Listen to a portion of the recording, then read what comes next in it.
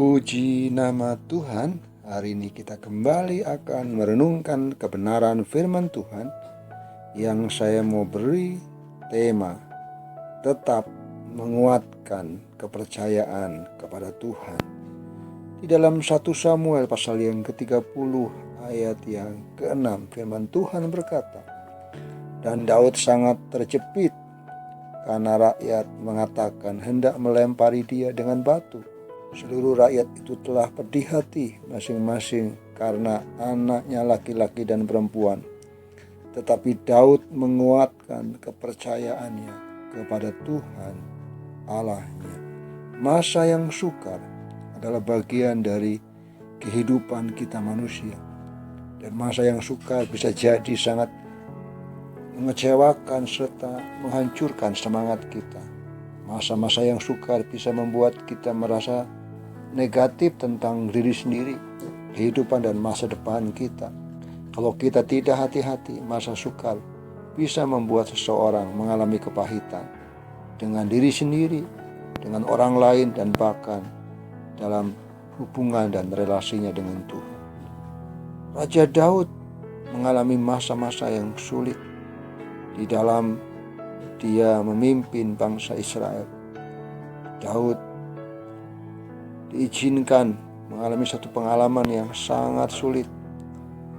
Dalam bagian ini Daud mengalami saat-saat di mana dia terjepit. Bahkan rakyatnya meresponi yang tidak baik, sepertinya menyalahkan Daud. Dan bahkan seluruh rakyat merasa sangat pedih. Sebagai pemimpin, sebagai orang yang diberikan kepercayaan Tuhan, Daud juga mengalami hal-hal yang berat, menghadapi tantangan yang dihadapi. Tetapi dalam bagian ini firman Tuhan mencatat bahwa Daud menguatkan kepercayaannya kepada Tuhan. Saudara yang dikasihi Tuhan, bagaimana kita di tengah-tengah masa yang sulit, masa yang sukar dalam kehidupan kita? Kita belajar seperti Daud untuk tetap menguatkan kepercayaan kita kepada Tuhan. Pada waktu Daud mengalami stres dan kecewa, musuh telah menyerang negaranya dan menawan keluarganya. Tetapi Daud bisa menangani masa sukar dengan menguatkan kepercayaannya kepada Tuhan. Mari kita melihat kebenaran ini yang mendorong kepada kita untuk yakin bahwa dalam pergumulan-pergumulan kita, mari kita mau belajar seperti bukan reaksi rakyat yang pedih hati dan mempersalahkan situasi keadaan sehingga mereka mengatakan hendak melempari Daud dengan batu.